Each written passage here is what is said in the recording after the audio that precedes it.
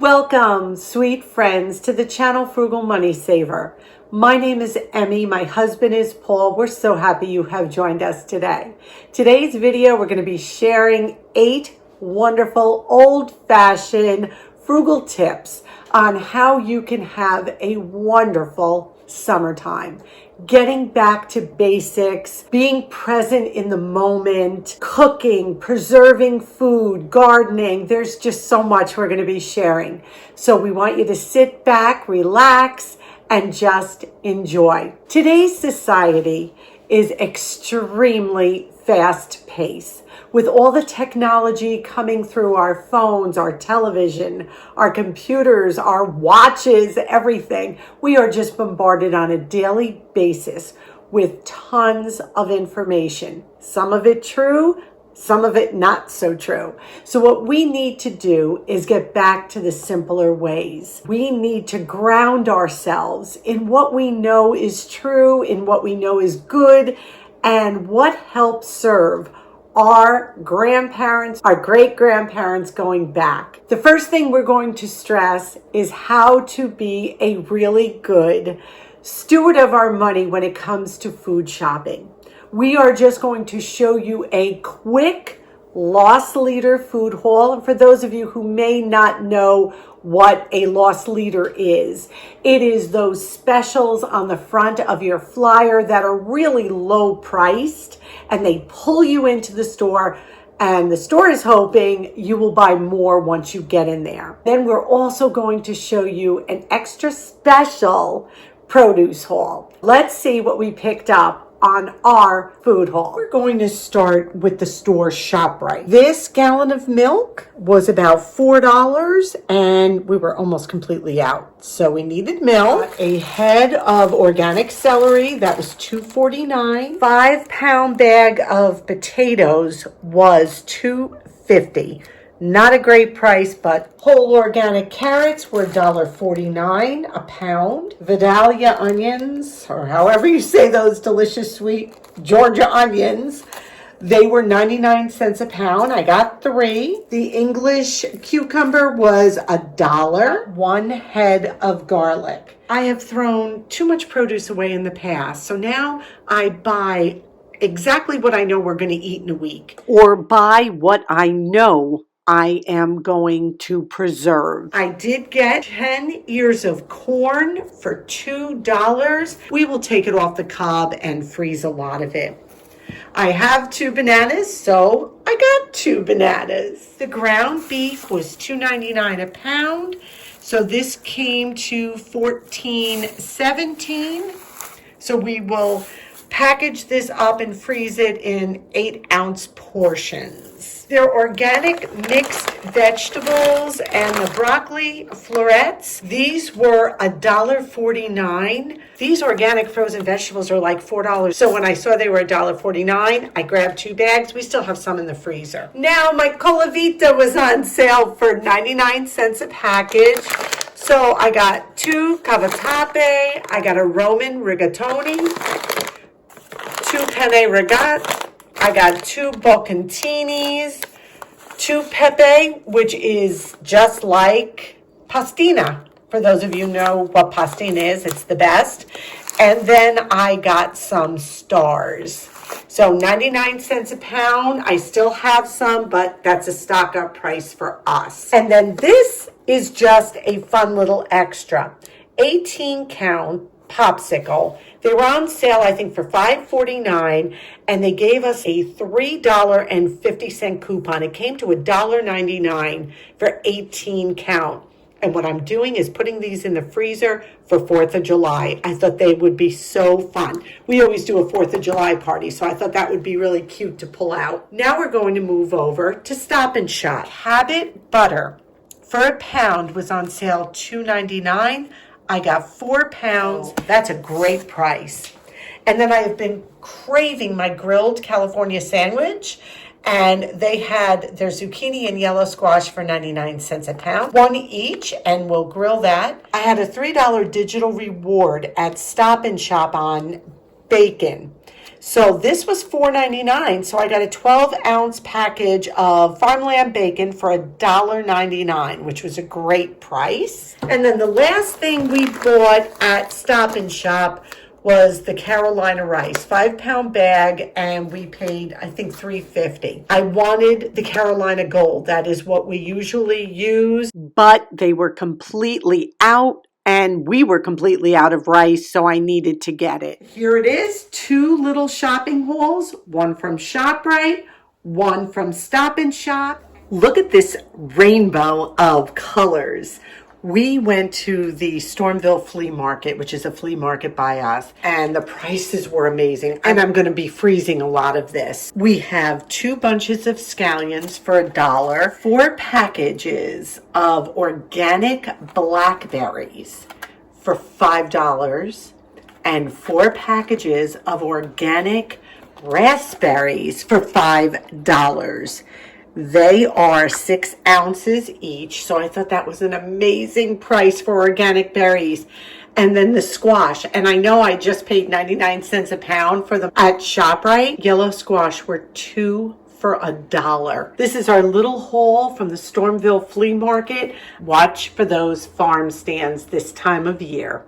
Number 2, what we want to do now that it's summertime and all that wonderful produce is available at discounted prices is we want to preserve some of that, just as they would have done before us. If you can, if you dehydrate, if you freeze, whatever way works for you, take those foods and preserve them for later use when they are at their lowest price possible. So let's see what we did with some of the food we bought. The first thing I am preserving are the chives. I cut the green stems into little pieces and I'm going to flash freeze them. I also took the bottom part, the bulb, and I stuck them in water for now because we're going to be replanting them so that we can have even more chives coming up. They all froze beautifully, separately. It literally only took about 30 minutes. I'm going to place them in this little plastic container and they're going to go right into the freezer. So now they are all frozen into their individual pieces. We're going to cover this, putting it right in the freezer. When I need them, I just take out what I need because they're not going to freeze in a clump because we flash froze them. Great way not to waste produce. We took the chive bulbs and we planted them as part of our container gardening. This is a way to grow food from food you already purchased. Look at these magnificent colors. I am flash freezing 3 containers of the raspberries and 3 containers of the blackberries. And then we will have them for recipes, for smoothies. I washed them, I dried them, and now they're just laid in a single layer. I'm gonna pop them into the freezer. These were in the freezer just about 45 minutes, and they are frozen solid. You can hear them, they sound like little marbles. I do put parchment paper down because they are prone to sticking and you don't want that because these are berries and they're very fragile. I got as much air as I can out of them, but I don't want them to crush either. And I think the Food Saver would do that. I mean, they're frozen, but they're still berries, very fragile. So these are going to go right into my freezer. We're going to use them whenever and for whatever we think sounds good at the time. Number 3, one of the most fun activities you can do in the summertime is to attend an old-timey fest. F-E-S-T. At this time of year and throughout the summers, there are going to be strawberry festivals. There's going to be garlic festivals. There's going to be old-time 4-H county fairs. Attend some of these festivals. They are a way to reconnect with old-time ways and old-time traditions. I know that the little town I grew up in used to have a strawberry shortcake festival Every year at the local Methodist church, we would go and we would eat strawberries and whipped cream and cake, and there would be little games. Revisit those. A lot of churches, a lot of civic centers, a lot of community organizations put these fairs and festivals on throughout the spring and summer. They don't cost a lot. They're usually going to a very good cause, and they are a heck of a lot of fun. And if you have small children, what a great way to introduce them to some of the old time ways through these festivals and fairs. Number 4, another great old-fashioned way to stay focused and present in the now is to grow something. What did our grandparents, almost all of them, do? They all pretty much knew how to garden or grow something. It could have been in pots on their windowsill, or in a big giant garden in the yard, or like Paul and I do, in small containers. Let's head outside and see what Paul is up to. We keep our compost bins hidden behind some brush in the corner of our upper yard, so you really can't see them. They blend in, but what beautiful soil they make.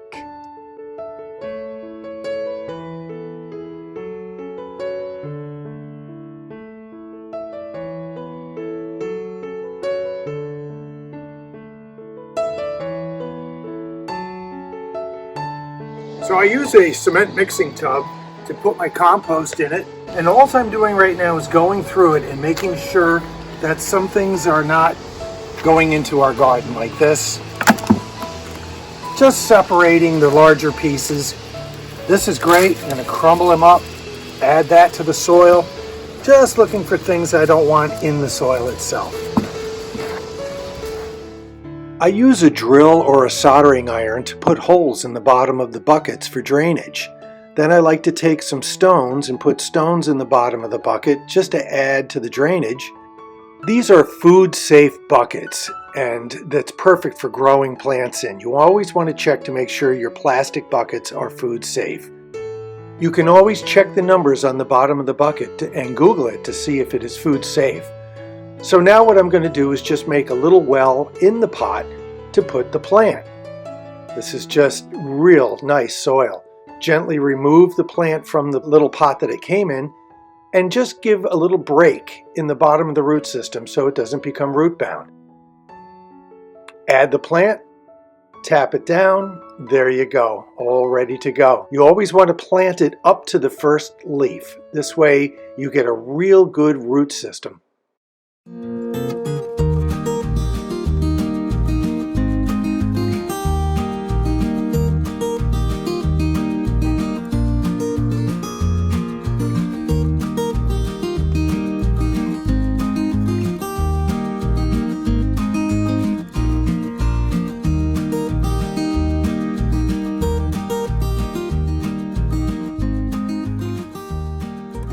Number 5, along those same lines, something that they did in the past is they grounded themselves in nature.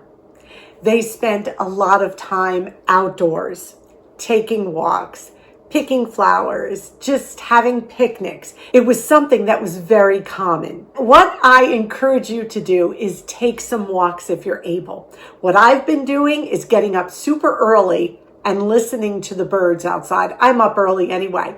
And I'm going to share a couple of clips with you of my mornings of just hearing the birds. They are so alive and awake at like 4 something in the morning. It's still even dark sometimes. Our dearest neighbors of all time went for a walk the other day, and they sent me a beautiful little video of a waterfall they ran into while on their walk. Step outside if you're able to, physically, safely, and enjoy nature.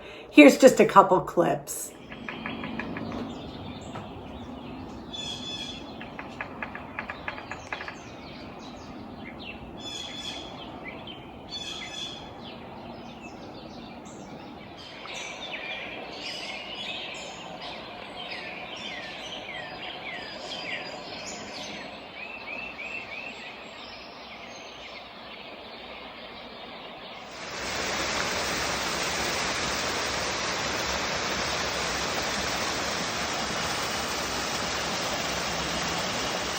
Number 6, what you want to do is make an old-fashioned recipe. We are going to get into the kitchen in a minute, and we're going to go back to 1960, which is roughly 65 years ago, and we are going to share a tried and true recipe.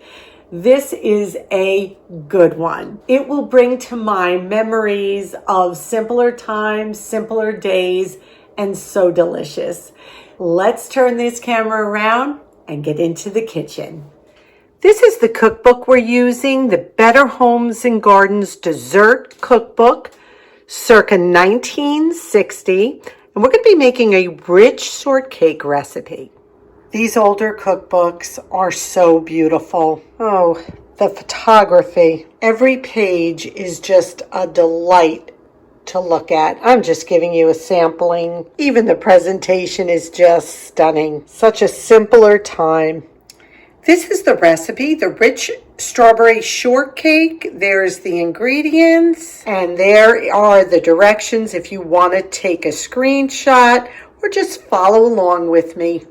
In this container, I have 2 cups of flour, all-purpose, 2 tablespoons sugar, 3 teaspoons baking powder, and a half a teaspoon salt. And no, I don't have a sifter, but I use a good sturdy strainer, and it works just as well. No need to buy something extra. Now we're going to cut in a half a cup of butter, and what I do is I just grate it in. That works really well for me, but you have to make sure it is super cold. You don't want to cut your fingers, be careful.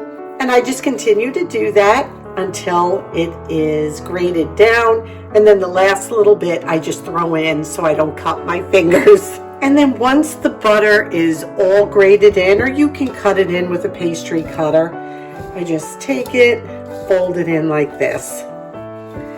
And it kind of just makes little crumbs itself. It works out perfectly. I'm sure you could use a food processor as well. In the same mixing container, I had the flour. I'm going to add 1 egg, and it calls for light cream. I don't have light cream, but I do have whole milk. So we're going to use 2/3 cup of whole milk. Then I'm just going to whisk that all together. And then we're going to take the egg and milk and all at once add it to our flour and butter mixture. And we're just going to combine it till it's mixed. We don't want to overmix this, just till everything is moistened and we don't see any more dry flour. Now I'm going to be making a big biscuit. There were 2 ways to do it, either one big biscuit or a bunch of little ones. And I'm going to try this way. I've never done it. So I'm going to grease the pan. Remember to save those butter wrappers. And this is about an 8-inch pie plate. And now it says to take the dough, put it in the pan, and bring it gently up the sides a little bit. I'm using the back of a metal spoon. This seems to be working much better than the spatula. I preheated my oven to 450 degrees. This is going to cook for 15 minutes or until it's golden brown. This cooked for 18 minutes. After 15, it just didn't look done to me. This looks perfect. I'm cooling it on a wire rack. Now it said to only let it cool 3 minutes and then start cutting it, but honestly, I'm gonna let it cool a bit more than that. So we'll get back to this in just a bit. Number 7, let's talk about old-fashioned yard games. About a year or so ago, my brother went to a flea market and purchased a vintage croquet set. You know, the game with the wooden mallet and the balls, and you have to get them through those little wire tunnels. You know what I'm talking about. We played it at one of his gatherings. How much fun did we have? Badminton, horseshoes, all these games that were played outside in the yard. So much fun. Reintroduce our families to these games. Of course, you're going to want to do games that are age appropriate for your children. It is just such a wonderful way to reconnect again with the old-fashioned pastimes of yesterday. And there are so many of them. Or even bring a board game to the picnic table outside and play outside on a picnic table. Reconnecting to the simpler times and more of a slow-paced lifestyle. Number 8, another thing you're going to want to do to have an old-fashioned, wonderful summer is eat seasonally, as our grandparents did.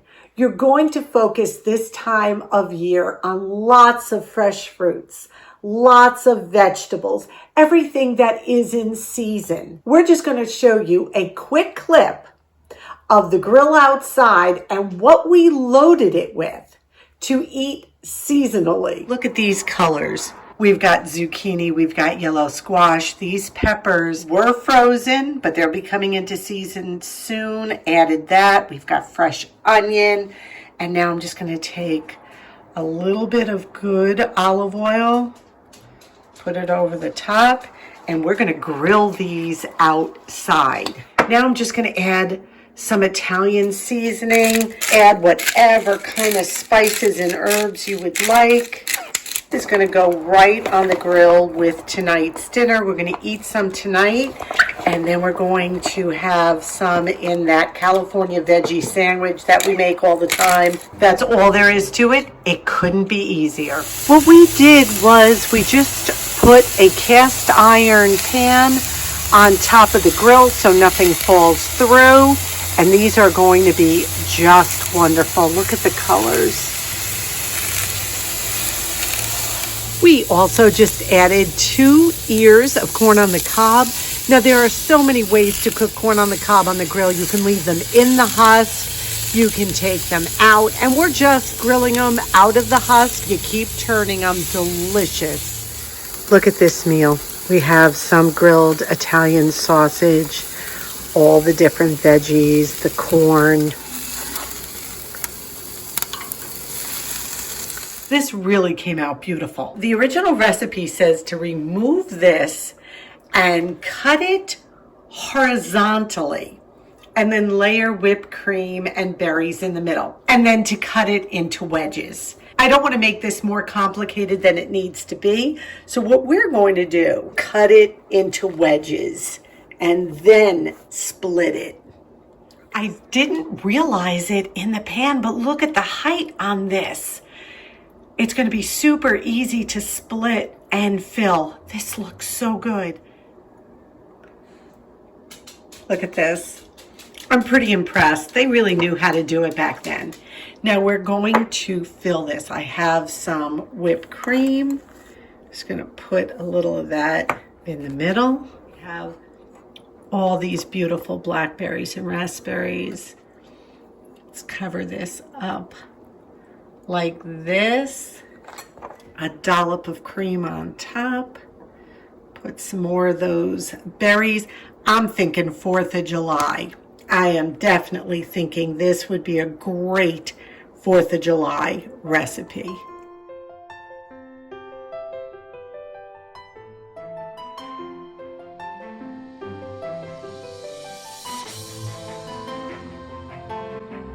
Talk about a fresh taste. I just came in from doing the plants outside, and wow, look at this. Look at that bite. I hope there's enough for you. That's how you can make a seasonal meal. Lots of veggies. We just grilled them. You can cook them anyway. Make use of the foods that are on sale and in season now. And what about the results of our berry shortcake? Were they? They were Paul approved. I just love fresh berries, and the shortcake tasted so good. I didn't miss any sugar. A little dollop of whipped cream, that's enough, and the sweet berries, it just worked. It was great. Well, I'm going to disagree just a little bit where I think that I could have added 1 more tablespoon of sugar to the shortcake. It was delicious. And like Paul said, the berries and the cream made it over the top yummy. but I just wanted that shortbread to just have a little bit more sweetness.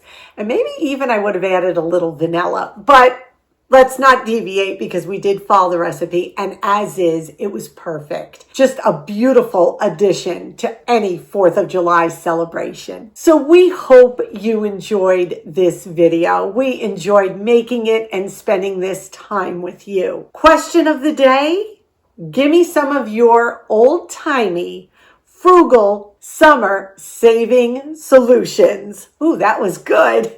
Put them down below in the comments section because it will not only encourage us, but our viewers as well.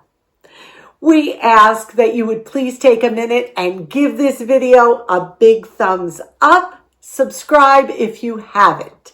Come on in and be part of our family. We ask you to be safe. We ask you to be well, and above all, we wish you blessings. Until our next video, may God greatly bless you.